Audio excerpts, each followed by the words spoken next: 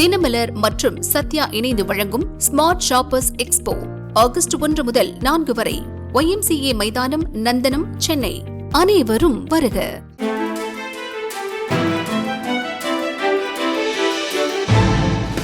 தட்டை, சீடை, முறுக்கு, ரிப்பன் பகோடா, அதிரசம் என்ன வேணாலும் செய்யுங்க. ஒரே ஒரு 5 லிட்டர் இதய மந்த்ரா கடல் எண்ணெய் பேக் ஒரு மாசம் முழுசுக்கும் அத்தனை சமையல முடிச்சு விடலாம். இதய மந்த்ரா. உடுமலைப்பேட்டையில் 45 வயதான மாரிமுத்து வழக்கு ஒன்றில் வனத்துறையினர் விசாரணைக்கு அழைத்து செல்லப்பட்டார். பழங்குடியின சமூகத்தை சேர்ந்த இவர் பாத்ரூமில் தூக்கிட்டு தற்கொலை செய்து கொண்டதாக கூறப்படுகிறது. அவர் திட்டமிட்டு கொலை செய்யப்பட்டதாக மாரிமுத்து உறவினர்கள் கொந்தளிப்பில் உள்ளனர். மாரிமுத்துவின் மர்ம மரணம் அங்கு பரபரப்பை ஏற்படுத்தியுள்ளது.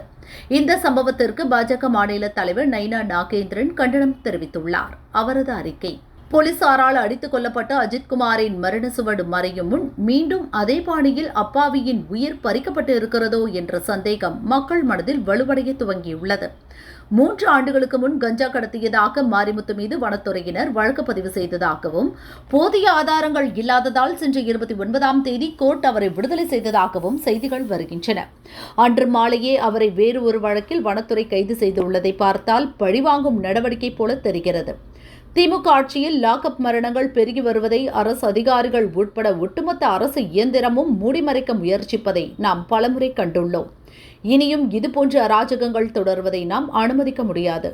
மாரிமுத்துவின் குடும்பத்திற்கு 15 லட்சம் இழப்பீட்டுத் தொகை வழங்க வேண்டும்.